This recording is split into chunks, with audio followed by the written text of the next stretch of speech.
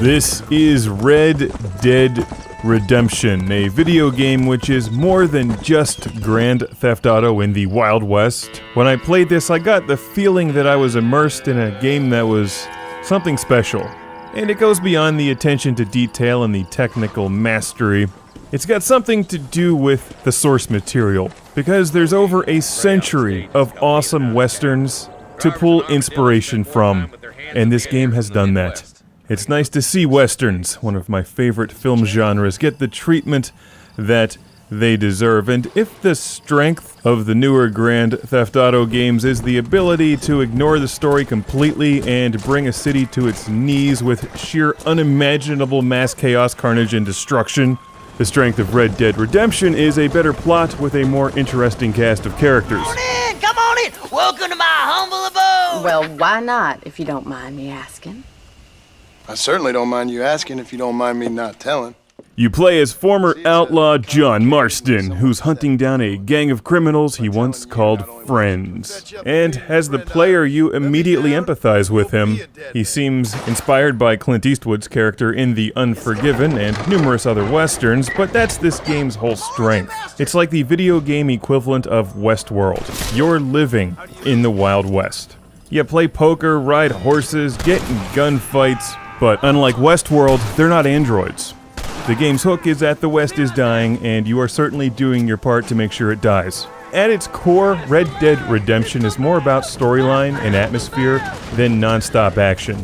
The environment is less crowded than Grand Theft Auto, and that doesn't mean there's necessarily less to do, it just means there's less incentive to roll buses and tanks down crowded city streets, and run into nightclubs with flamethrowers, and basically all the things that distract me from the plot. In Red Dead Redemption, there's less distractions, so you can focus on the plot, but you would be missing half the game if you didn't play like a crazy maniac outlaw, at least some of the time.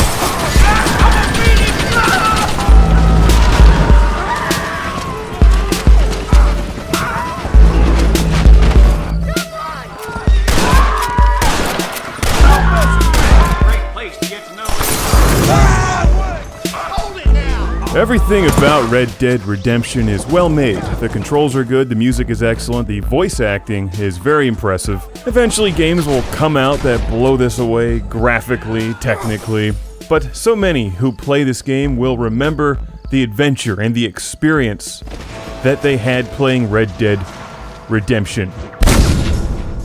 It's got that GTA dark, violent sense of humor.